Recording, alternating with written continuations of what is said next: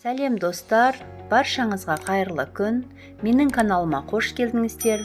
Бүгін сіздермен қазақ халқының ұлттық ет тағамдарының бірі қуырдақты дайындайтын боламыз. Бүгінгі қуырдағымызды далада, ошақта, қара қазанымызда дайындайтын боламыз. Ең алдымен астына отымызды жағып, қызған қазанға қажетімізше сұйық майымызды құйып, майымыз қызғанша күтеміз. Майымыз қызғаннан соң іш майды салып және жуылып тазартылған туралған етіміздің барлығын осы қызып тұрған майдың үстіне салып барлығын жақсылап қуырып аламыз. Бұл жерде менде жылқының іш майы мен жылқының еті.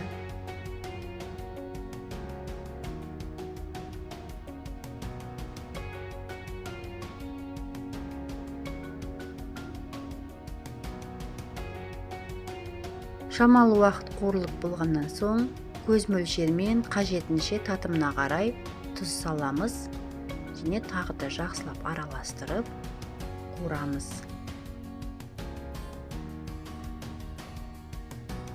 Етіміздің суы тартыла бастағанда 5-6 дана пиязды аршып турап және 2-3 дана сәбізімізді аршып турап салып барлығын тағы да жақсылап қуырып демдеп қоямыз.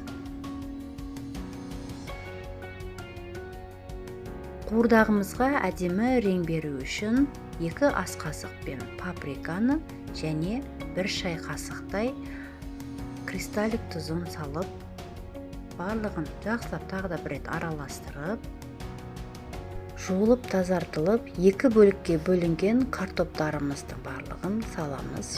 Барлығын жақсылап араластырып, біраз уақыт қуырылғаннан соң бетін жақсылап жауып, баяу отта бұқтырып аламыз. Қуырдағымыздың пісуіне 10-15 минут қалған кезде жуылып тазартылған бауырларымызды үстіне салып, барлығын бірге тағы да пісіріп аламыз. Дайын болғанша.